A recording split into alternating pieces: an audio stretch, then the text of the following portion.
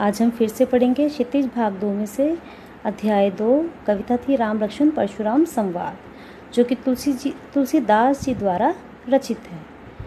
कवि परिचय हम पढ़ चुके हैं और हम परिचित हो चुके हैं कि यह स्थितियाँ ये दृश्य है सीता स्वयंवर का, जिसमें राम के हाथों शिव धनुष टूट जाता है, जिससे क्रोधित होकर परशुराम जानना चाहते हैं कि यह धनुष किसने तोड़ा है। इसका कोई भी सही उत्तर नहीं देता और लक्ष्मण के साथ जो परशुराम जी का वाद विवाद होता है, इन सारी स्थितियों पर यह कविता रची गई है। चलिए आज हम इसका भाग 2 पढ़ते हैं।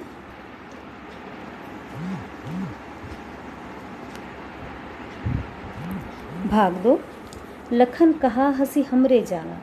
लक्ष्मण ने लखन कहा कहते हैं हंसते हुए कहते हैं हमरे जाना, कि जहाँ तक हम जानते हैं, सुनो देव सब धनुष समाना, कि हे देव सुनिए सब धनुष समान होते हैं। चाहे वो धनुष पुराना हो चाहे नया, वो टूट भी जाए तो उससे कोई फ़ायदा या नुकसान नहीं होता है। कि वो परशुराम जी ने जब कहा कि ये धनुष तो तीनों लोकों में एक धनुष है, सारे संसार को ये बात पता है, तो लक्ष्मण ने जवाब देते हुए कहा, हंसते हुए कहा कि हे देव, हमने तो जहाँ तक सुना है सबके सब धनुष समान होते हैं। का क्षति लाभ, क्या क्षति है क्या लाभ है। जून धनु तोड़े, उस धनुष के टूटने से किसी को क्या या तो क्षति है या क्या फिर लाभ है। मतलब किसी का कोई एक धनुष टूट जाने से किसी को कोई लाभ या हानि नहीं होती। देखा राम नयन के भोरे, और राम ने तो केवल उस धनुष को देखा भर था, नया समझकर। छुअत टूट रघुपति न दोष हो, अब उन्होंने तो नया समझकर हाथ भर ही लगाया था, तो उनके छूते ही टूट जाने से भगवान राम का, रघुपति का यानी कि राम जी का कोई दोष नहीं है। मुनि बिन काज करे कतरोषु, कि हे मुनि, आप बिना किसी काज के इतना रोष क्यों कर रहे हैं। बोले चितई परसु की ओरा, अब यहाँ पे जवाब दे रहे हैं परशुराम जी। उन्हें अच्छा नहीं लगा कि लक्ष्मण उनके क्रोध का जवाब ऐसे मुस्कुराते हुए, उनका मजाक उड़ाते हुए दे रहे हैं, उन पर व्यंग्य कस रहे हैं। तो उन्होंने जवाब दिया, बोले चितई परसु की ओरा। उन्होंने अपने परशुराम के हाथ में हमेशा एक फरसा होता है, उसी फरसे की तरफ देखते हुए वे बोले, रे सट सुने ही स्वभाव न मोरा, रे सट सुने ही स्वभाव न मोरा, कि हे मूर्ख लड़के, हे दुष्ट लड़के, तूने मेरे स्वभाव के बारे में सुना ही नहीं है, यानी कि तू मेरे स्वभाव से परिचित नहीं है, वरना मुझे इस तरह के जवाब नहीं देता। बालक बोली बधऊ ना तो ही, मैंने तो तुझे बालक समझकर, बालक बोलकर बधू नहीं तो ही तेरा वध नहीं किया। केवल मुनिजड़ जान नहीं मोही, मैंने तेरी हत्या नहीं की तुझे बालक समझ के, इसलिए तू मुझे एक साधारण सा मुनि जान रहा है। तो मुझे ऐसा मत सोच कि मैं एक साधारण सा मुनि हूँ। मैं कौन हूँ? उन्होंने अपना परिचय दिया, बाल ब्रह्मचारी अति को ही, मैं तो बाल ब्रह्मचारी हूँ और अति क्रोधित वाला बाल ब्रह्मचारी हूँ, क्योंकि साधारण मुनि नहीं हूँ। और उसके बाद उन्होंने अपने से डराने के लिए अपने बारे में अपना गुणगान जो किया है वो सुनिए। विश्व विदित क्षत्रिय कुल द्रोही, और मैं तो क्षत्रिय कुल का सबसे बड़ा दुश्मन हूँ। अब राम लक्ष्मण क्षत्रिय कुल से हैं, तो उनको डराने के लिए बता रहे हैं कि मैं तो क्षत्रिय कुल का द्रोही हूँ, उनका नाशक हूँ, उनका दुश्मन हूँ। विश्व विदित यानी कि सारी दुनिया जानती है कि मैं तो क्षत्रिय कुल का नाश करने वाला व्यक्ति हूँ। और कितना नाश किया है मैंने, आगे सुनिए। भुजबल भूमि भूप बिन कीनी, मैंने तो अपनी भुजाओं के बल से भूमि को, राजा के बिना, भूप यानी राजा, बिन कीनी, मैंने तो कितनी बार ही राजाओं की हत्या कर दी, तो उनकी भूमि को क्या कर दिया, बिना राजा के कर दिया। मैंने तो बहुत सारी भूमि को राजा विहीन कर दिया। फिर उस भूमि का क्या किया मैंने, विपुल बार, अनेकों बार, मतलब जिसको गिना ना जा सके, इतनी ही बार मैंने क्या कर दिया, महिदेवन यानी कि ब्राह्मणों को वो भूमि दे दी। ये राजाओं से छीनकर या राजाओं को मारकर मैंने वो सारी की सारी धरती ब्राह्मणों में दान कर दी। सहस बाहु भुज छेद निहारा, परशु बिलोक महीप कुमार, महीप कुमार यानी राजा का बेटा यानी राजकुमार, क्योंकि लक्ष्मण भी छोटे हैं। परशु बिलोक, परशु यानी मेरा फरसा, बिलोक मतलब देखो। अब वो अपना फरसा दिखाते हुए कह रहे हैं कि सहस्र बाहु भुज छेद नहीं आ रहा है, कि जो फरसा है ना, मेरा फरसा देखो हे राजकुमार, ये फरसा वो फरसा है जिसने सहस्रबाहु की सारी भुजाएं नष्ट कर दी हैं, ख़त्म कर दी हैं। यानी कि सहस्रबाहु का वध करने वाला ये मेरा फरसा इतना महान है, इसको ज़रा देखो और इससे डरो। मतलब उनको डराने के लिए वो सिंबॉलिक रूप में फरसा दिखा रहा है कि देखो फरसा, इसने सहस्रबाहु को भी नष्ट कर दिया, फिर तुम क्या हो। उन्हें डराने के लक्षण को कि तुम अभी छोटे हो, बालक हो, मुझसे डरो, मैं बहुत वीर हूँ। मात पिता ही जनी सोच बस, कि और कुछ मत करो तो अपने माता पिता की ही सोच लो और बस कर जाओ, रुक जाओ इस बात पे कि मतलब मुझे इस तरह से जवाब पसंद नहीं है। करसी महिष किशोर की, हे राजाओं के, हे राजकुमार, महिष होता है फिर से राजा, किशोर यानी उसका बालक, तो हे राजकुमार अगर कुछ नहीं होता तो कम से कम अपने माता पिता के बारे में ही सोच लो। अब वो डरा रहे हैं कि तुम्हारे माता पिता पुत्र विहीन हो जाएंगे अगर मैंने ये फरसा तुम पर चला दिया। अब वो बता रहे हैं कि मेरा खौफ कितना है, मुझसे लोग डरते कितने हैं। गर्भन के अर्भक दलन, यानी कि वे गर्भन के अर्भक दलन, वो बच्चे जो भी पैदा नहीं, जो गर्भ में हैं वो भी दलन हो जाता है, मीन्स वो गर्भ खत्म हो जाता है, ख़राब हो जाता है। कब? परसु मोर अति घोर, मेरे फरसे की इतनी भयानक आवाज़ है या इतना खौफ है, इतना डर है कि उसके डर से जो बच्चे भी जन्मे ही नहीं हैं वे बच्चे भी अंदर ही अंदर समाप्त हो जाते हैं। तो तुम तो सामने हो। तो कह रहे कि मेरा फरसा इतना डरावना है कि जिन बच्चों ने अभी दुनिया नहीं देखी वे बच्चे भी कोख में ही, गर्भ में ही ख़त्म हो जाते हैं। तो तुम तो सामने हो, तो तुम भी अपने माता पिता के बारे में सोचो। हे राजकुमार, तुम्हारे माता पिता बिना औलाद के या कि ये तुम्हारे बिना कैसे रहेंगे।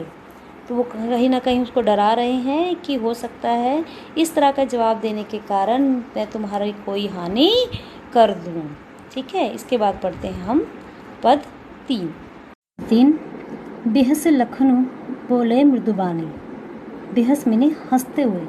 तो वह फिर से दोबारा लक्ष्मण जी परशुराम की बातें सुन के कि परशुराम का कितना डर है लोगों में, ऐसी बातें सुनकर वह हंस पड़े और मृदुबानी यानी मीठी वाणी में बोले, अहो मुनीसु महाभट मानी, कि हाँ मुनीश, हाँ मुनिवर, मैं मानता हूँ या कह लो कि जो आप कह रहे हैं वो सही है कि आप बहुत महान योद्धा हैं। आपके शब्दों में मैं मान लेता हूँ कि आप बहुत महान योद्धा हैं, मगर आप कर क्या रहे हैं अपने आप को योद्धा साबित करने के लिए?